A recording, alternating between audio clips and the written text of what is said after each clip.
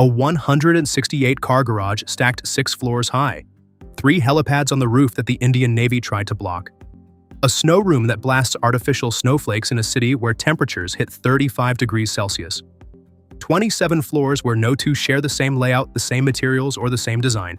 In a building that, if it were a normal high-rise, would be 60 stories tall and a staff of 600 people, most of them trained at 5-star hotels, running the whole operation around the clock. This is Antilia, the most expensive private residence on Earth. Located in Mumbai, owned by Mukesh Ambani, chairman of Reliance Industries, India's most valuable company, and a man whose net worth exceeds $150 billion. The estimated price tag on the building? Somewhere between $500 million and $2 billion, depending on who you ask and what they're counting. Listen, stay to the end, because the most interesting part of this building isn't the snow room or the helipads, it's the controversy, the architectural debate that splits professionals right down the middle, and the question about what a building like this means when it rises in a city where an estimated 40% of the population lives in informal settlements. That's the conversation most luxury videos avoid entirely. We're not avoiding it. No brochure voice, no fantasy math, just the architecture of extreme private wealth, translated into what it actually is, how it actually works, and what it tells you about the world it was built in. Antilia takes its name from a phantom island, a landmass 15th century cartographers believed existed in the Atlantic, but that no one ever found. The metaphor writes itself. The building rises on Altamount Road in Kumbala Hill, Mumbai, an address frequently cited as the 10th most affluent street in the world. The neighborhood is packed with ultra-luxury residential towers, and the street was officially renamed SK Marg in the 1990s, though almost no one calls it that. In the ecosystem of Mumbai real estate, Altamount Road is the apex. But here's the backstory most Antilia features skip. Before the tower, this site housed an orphanage on land tied to a charitable trust. That detail matters, not because it changes the engineering, but because it's part of why Antilia draws attention far beyond architecture. It isn't just about what was built, it's about where it was built, what it replaced, and what it comes to symbolize depending on who's telling the story. We'll come back to that. First, how do you build a $2 billion house? The tower was designed by Perkins and Will, a global architecture practice founded in 1935 and headquartered in Chicago in collaboration with Hirsch Bedner Associates, an American hospitality design firm based in Santa Monica. Construction began in 2006. The building was completed in 2010. The numbers: 173 meters tall, 568 feet, roughly the height of the Washington Monument. Over 400,000 square feet of total floor area. For context, that's approximately 6 times the floor space of the White House, and 27 floors. But that count comes with a twist. The ceilings are so tall that if Antilia were built to standard high-rise specs, the same height would accommodate around 60 floors. It's a 27-story home that carries the physical presence of a skyscraper more than twice its size. That's not an accident. It's an intentional reframing of what a residence can mean when the usual limits don't apply. The structure is engineered to withstand a magnitude 8 earthquake. Mumbai sits in a moderate seismic zone. A magnitude 8 event would be catastrophic for the city. Antilia is built to stand through it. Antilia is an engineering project that happens to be luxurious. The seismic rating, the structural ambition, the vertical self-containment, these are infrastructure-grade decisions applied to a private residence. The luxury is the finish. The engineering is the foundation. Now listen closely, because this is where Antilia starts feeling different from any other residential building on Earth. The design draws inspiration from the lotus and the sun, aligned with the traditional Indian principles of Vastu, a system of spatial arrangement that has guided Indian architecture for thousands of years. But the single most unusual rule is this: no 2 floors are identical. Each level has its own layout. Each features distinct materials not repeated elsewhere in the building. Most towers rely on repetition. Stack the same floor plan 30 times and you get a building that's fast to design, fast to build, and easy to maintain. Antilia does the opposite. 27 floors, each one unique. It's a mansion that treats every level like a one-off, and that choice, more than the height or the price tag, is what makes Antilia feel less like a building and more like a statement about what happens when repetition is rejected as a design principle. The W-shaped hanging gardens reinforce the point. They absorb sunlight and help regulate interior temperatures.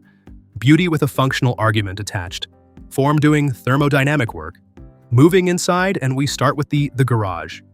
6 floors and space for 168 cars. But contrary to popular belief, it isn't primarily a supercar museum. While the Ambani collection does include icons like the Bugatti Chiron Supersport 300 Plus, Pagani Huayra Roadster, BC Koenigsegg, Jesco Absolute, Ferrari LaFerrari Aperta, and Lamborghini Veneno, the majority of the space is dedicated to the family's daily fleet, Mercedes Maybach S680 guards, and armored Rolls-Royce Cullinans with factory-integrated ballistic protection, reinforced structures, and armor-grade glass, making them less like cars and more like mobile security platforms with leather interiors.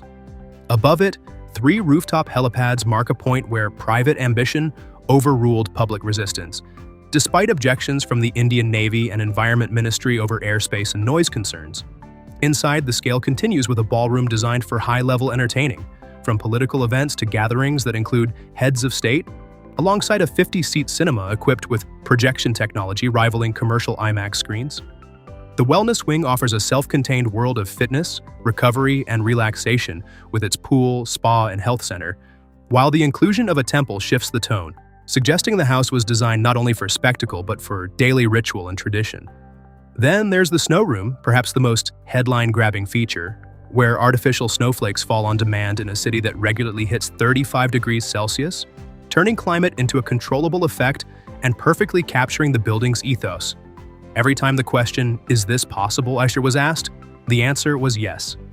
Even the ice cream parlor, playful on the surface, reinforces the underlying idea. This isn't just a stocked home, but a fully curated environment where every amenity exists so the family never has to leave. And a building with this many amenities raises a practical question. How does it actually run? The answer is a number that resets attention. 600 staff, most trained at 5-star hotels and restaurants worldwide. Some are live-in with their own quarters in the building. The operation runs around the clock. Housekeeping, security, maintenance, food service, horticulture for the hanging gardens, technical support for the cinema and climate systems. For context, a typical luxury hotel employs roughly 1 staff member per room. Antilia employs 600 for a single family.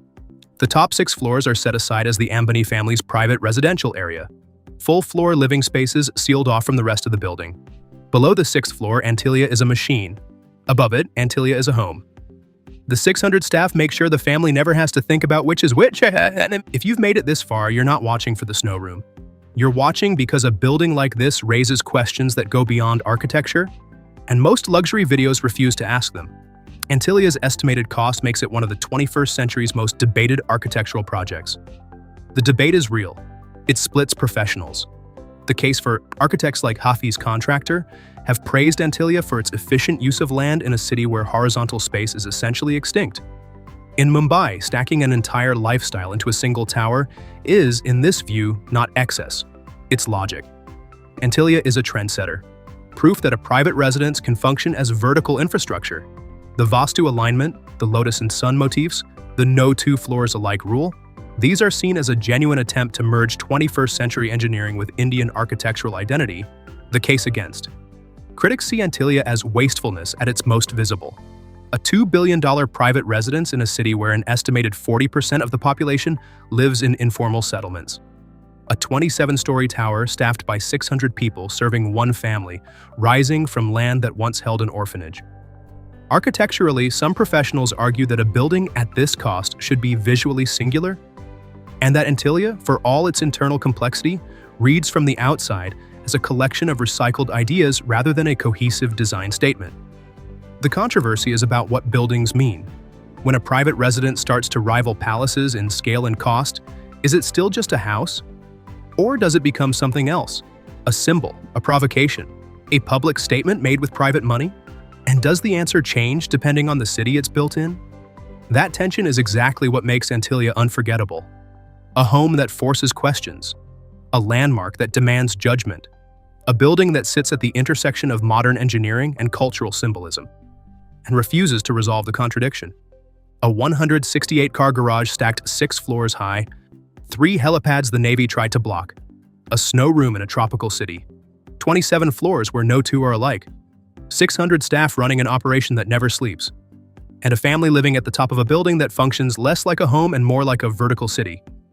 That's Antilia, named after an island that cartographers believed in but could never find. And the $2 billion wasn't for the marble or the snow room or the ice cream parlor. It was for the idea that a single private residence could be self-contained, earthquake-proof, culturally symbolic, and operationally independent from the city around it. Whether that idea is a masterpiece or a provocation depends entirely on where you're standing when you look up at it. So, trendsetter, engineering marvel, or something more uncomfortable? Drop your answer in the comments. And if the architecture of extreme wealth is what you're here for, subscribe and click the video on screen for the outside. Because next week we're stepping inside the full Ambani Empire and the building is just the beginning.